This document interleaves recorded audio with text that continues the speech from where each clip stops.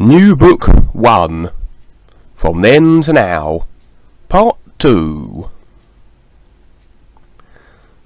The sergeant told me to ride ahead and report back if I saw the Indians and where they were. Even after all the weeks on the saddle, the sergeant was still as stern as ever, probably because he had a real hard and sore rear. I never really questioned his direction or orders, because I knew life was guiding me wherever I went, and that things had their own way of working out, even when the situation became difficult at times. I didn't move my horse too fast, because of the heat. It was very hot and dry. My horse, that I called Walking Horse, liked to walk and not run anyhow, even though he was probably one of the fastest horses around. He just liked to walk. The first time that I was about to ride him, he told me so very directly. He made me laugh then, and he has been doing so ever since. But I have made him run at times against his will when needed, and I would always really hear about it later from him. During the day's ride, Little Feather looked a little dry as he was holding on. He always rode behind me, clinging to the blanket that I had tied to the horse. He never talked too much as we rode. He said he didn't like to talk while he was riding. It was too bumpy to try and concentrate. The horse and the cat had a difference of opinion on many occasions that was usually rather humorous to listen to. They were both wise in their own ways, and they could both be right with different points of view. I liked to hear what they had to say, because it was always something new for me to consider. I was never lonely or bored, because they were with me. Plus, animals along the trail were always saying hello to me. When you can talk to animals, they seem to know you can, but it's really not talking. It's more like assuming you can, and then it takes place. This is how I was taught. I always liked the winters best in the south, because the temperature was usually just right. The summers made me dream of the cooler days, when the sun wasn't always up and keeping things hot for the longest time. Out here, in the west, the winters weren't that bad for the most part. We were stationed in the southwest, and some summers would just boil. The clothing we wore to ride our horses was rather heavy, and made riding in the heat very uncomfortable at times. It had to be durable, so that it would last a long time, because we would wear the same outfit for months at a time. In the west, you wore the same clothing for possibly your whole life. It was the style in those days, and also the affordability, and so, after a while, your clothes were a part of you, and you didn't want to take them off. Every now and then, you got to bathe. What a luxury! It was always like starting a new life, and it was a real luxury in those days. I liked to bathe, but it wasn't always possible. All of us came from the dirt, and so we were dirty most of the time. I headed on out, slowly trotting along and wondering about the Indian that took the horses.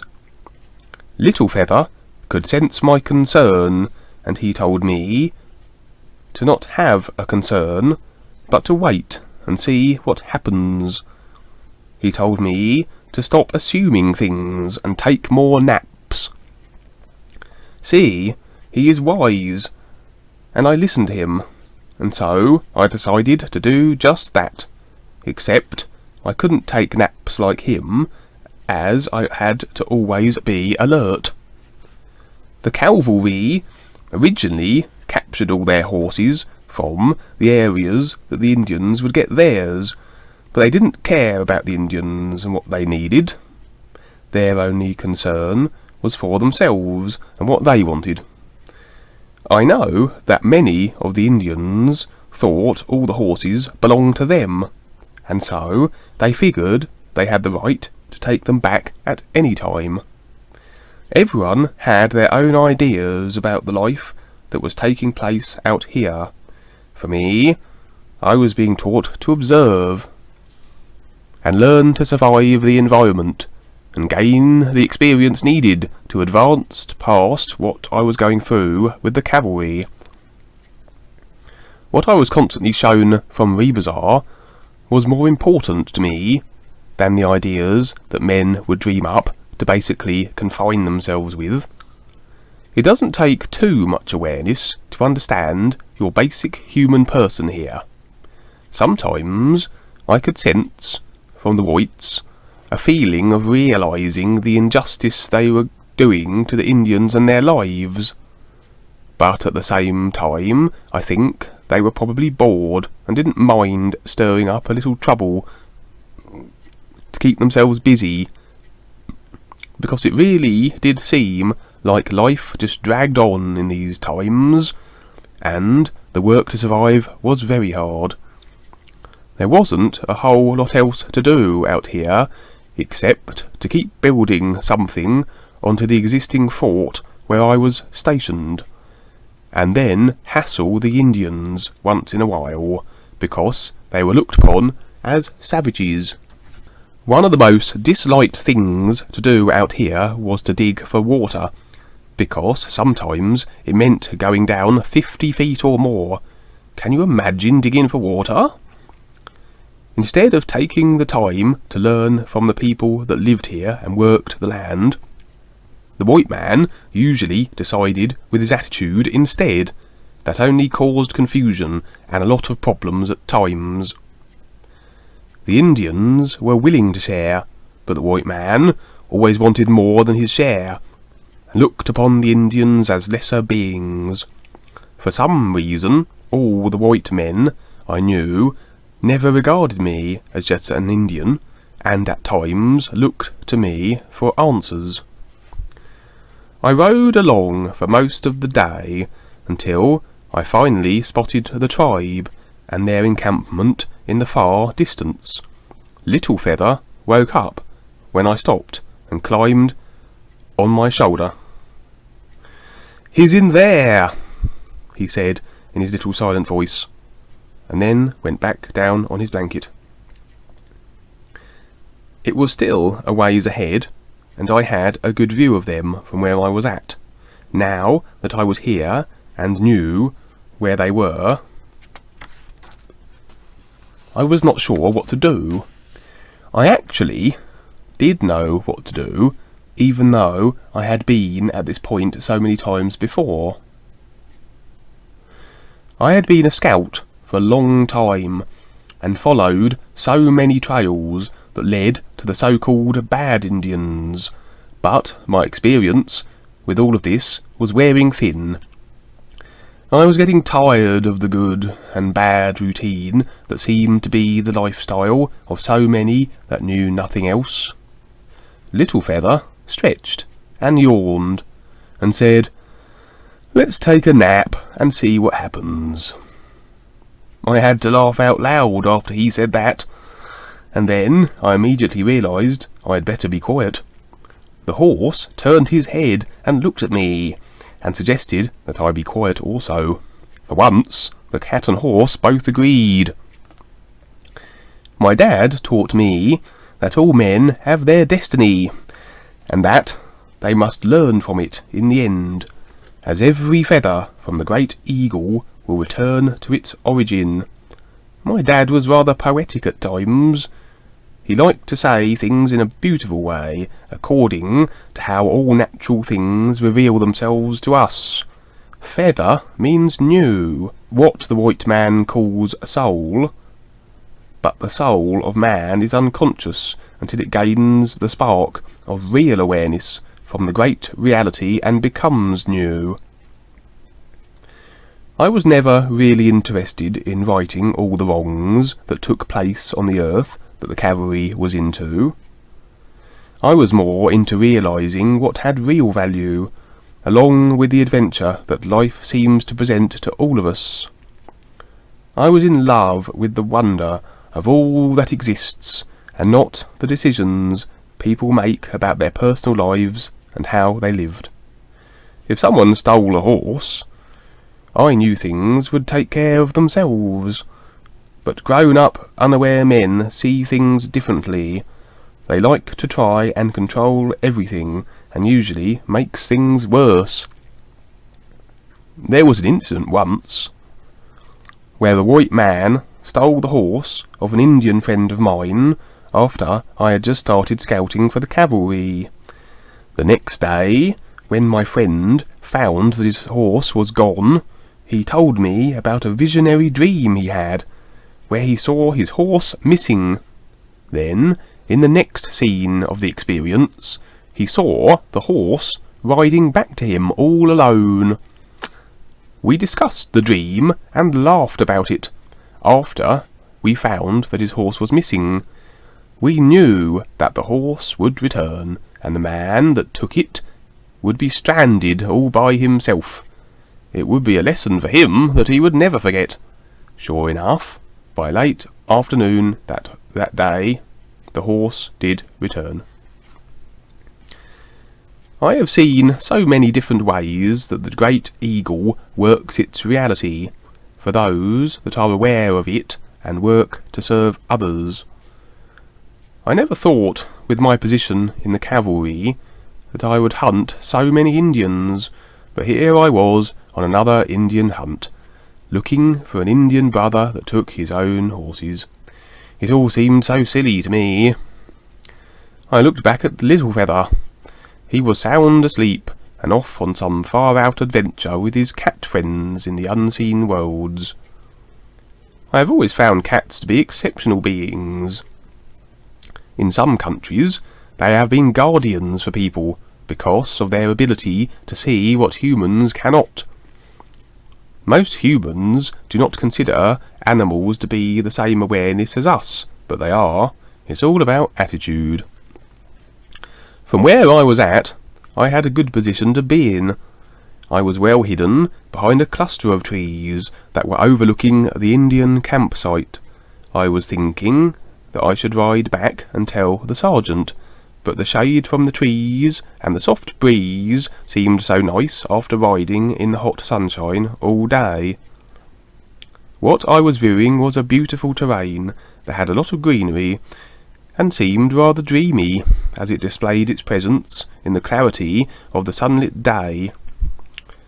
These Indians had picked a great spot for their campsite. They had camped next to a river that seemed to be full of fish. Most of them were in the water and bringing out their share. I dreamily watched the Indians as they were having fun in the water. I sat motionless and thought about the ocean and the waves coming into shore. I questioned myself for being here. Within myself, I wanted to rush over and jump in that river, but I didn't think it would be a good idea. So I waited and suffered while I just watched.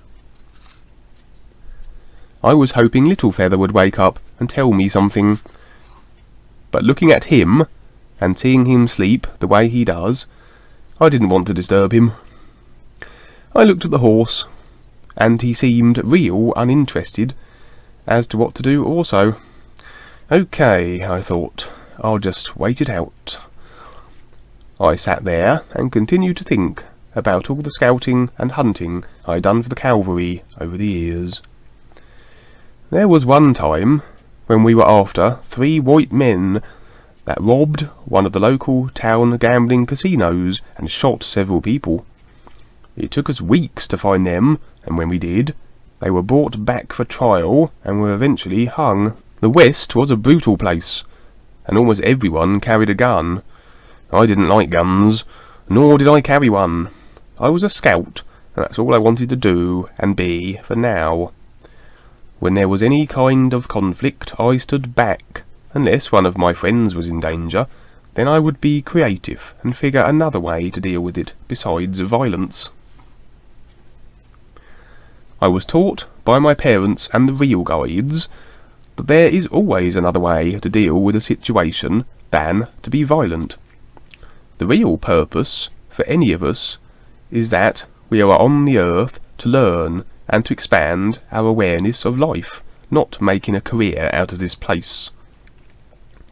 The idea of most people is to go after something and then to keep going after something else, which is fine, but I was taught the simple life and to need less. The idea of progress soon started becoming a nuisance to the natural order of things here, and I could see the effect it was having in certain areas.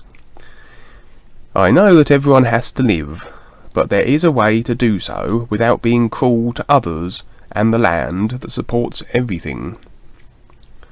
Each life that we have here goes so fast, and the time we spend here could be centred on a real relationship with reality. Most people don't take the time to stop and pay attention to what is really taking place in their lives, and so they continue to return here without knowing what has gone on before. The earth is a place in life, and not the whole picture of what life is. My father taught me to listen closely to the sound of things, even the sound of a bullet travelling through the air. I had been around several gunfights, but I never got involved. It's really for the brutal person to use a gun. I never liked killing anything, even to eat. My main diet would be things that nature would already provide, and I would do some fishing when I had the opportunity. Father and I went to Mexico at times to visit people who he had met over the years on his travels. Their main diet is rice and beans, which I really liked. Working for the cavalry and being paid, I was able to buy my own rice and beans. Potatoes and other vegetables were foods I liked when I could get them. There were farmlands that were scattered here and there in the southwest, and most farmers had fruit trees. I ate meat if someone else prepared it, but for the most part, you might say, I was a vegetarian half-breed. The cavalry provided beef jerky I really liked. I could get all I wanted from the compound. I liked the simple life and the constant learning I was acquiring. I was also taught to listen to how nature speaks. My parents told me that everything has a message for us, if we can learn to understand it. I could read the outer messages life was showing me on a daily basis. The reality, that is, speaks to all of us, all the time, but we must learn to pay attention. The human awareness is taught to see things a certain way, usually in a reasonable fashion. Some things may work for the physical life, but as your life passes very quickly, most people will not pay attention to what is really taking place. It does really appear that what people are doing is something that has importance, but very few pay attention to nature and what it is always proving, as it demonstrates itself all the time to us. For the most part, the average Westerner had a hard life and usually had a hard attitude. I was different, in the respect that I was constantly shown from the real side that there was so much more to life than what was happening and appearing on the surface, or what is known as our outer life with the physical body. It was hard in a way, being different, but then again, it was so much better.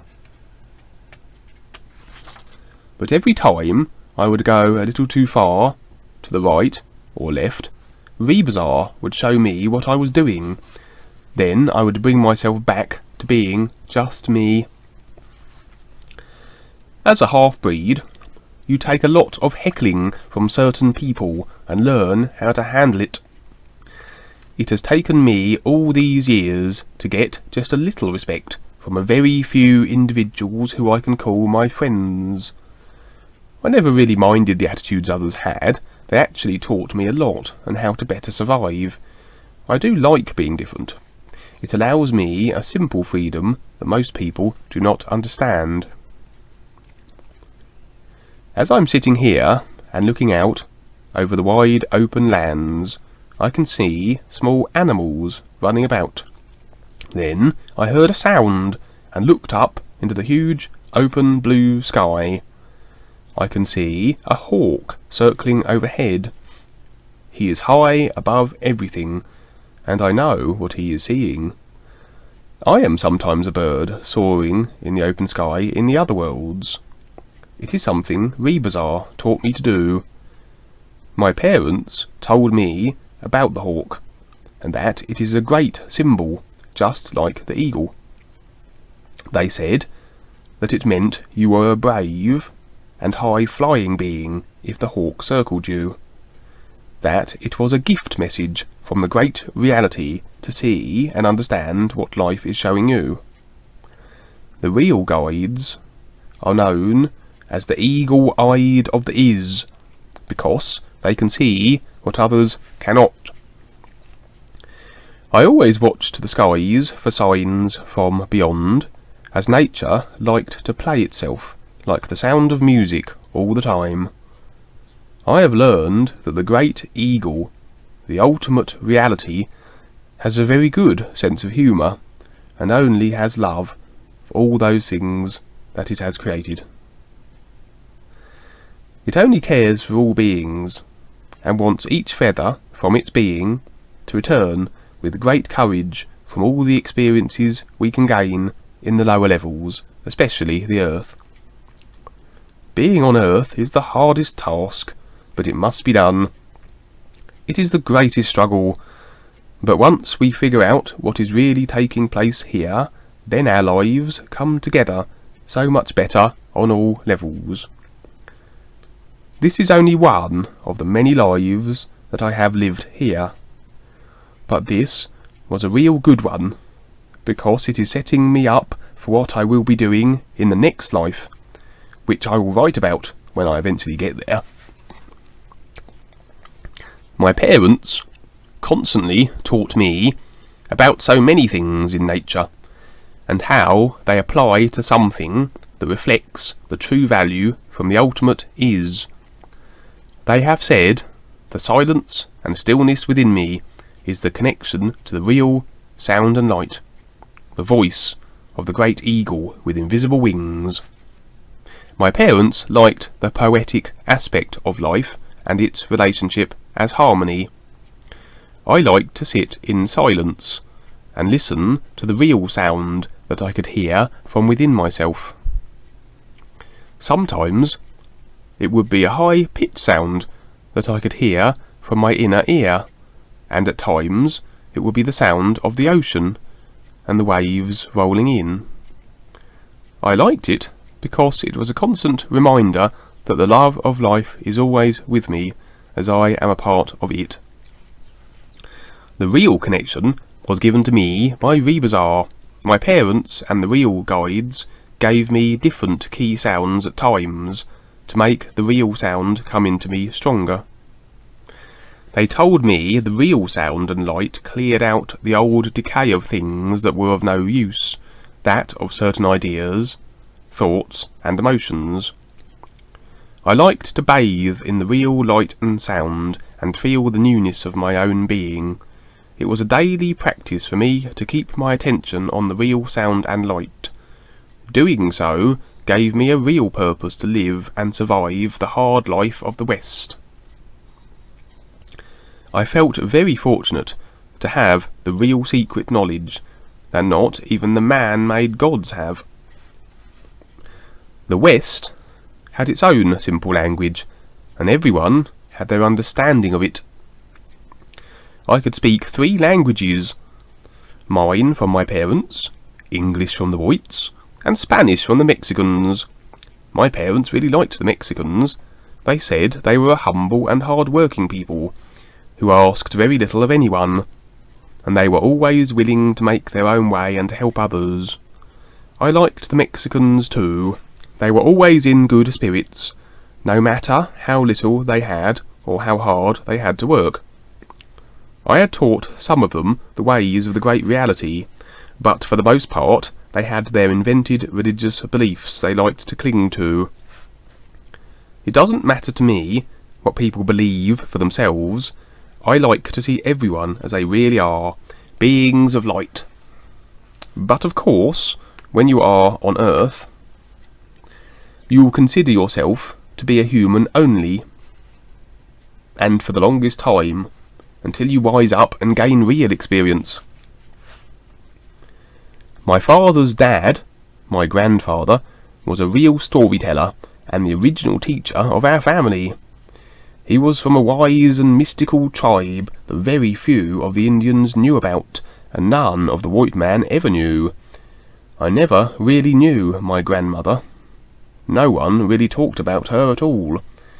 When I would ask anyone in my family, they would all remain silent and look away. Grandfather was like my dad and how he lived. Very simple and peaceful, and his main interest was to learn about life, not mess it up or distort it. Every day I realised more and more how very fortunate I was to have been born into the family I was in. My parents and I were shown the long line of lifetimes we went through to finally come to this one. Many Indians and most white people have no idea about their real heritage. Again, most people keep looking to their personal life, and never really look past what is taking place, so they are once again lost in the passing dream of the material worlds. I have seen so many things in the short span that I have been on the earth this lifetime, and I know for sure that I would not want to live like the white man and do the things he does, because he has blocked himself from the real side of life. The years that I have been with the white man has taught me a lot. It has taught me what I don't want for myself. I have no attitudes towards the whites, because I know they are learning their lessons for now, and that there is plenty of room for everyone on the earth. So far, that is. I can survive anywhere, so I don't need to stay near people that don't care about others. I know I will always meet good people who care about how life really is. I have met some good people, but for the most part, they are not really alive when it comes to how life really is. They like to stick to an idea they have been taught, usually from someone that knows nothing about the trueness of the unseen worlds and all the beings who reside there. Most of the white people only have their outer life, and they do not know about their real life and how it relates to everything. The whites do not teach about the real side of life. They only present the appearance side. They want others to know, at least the ones I have met.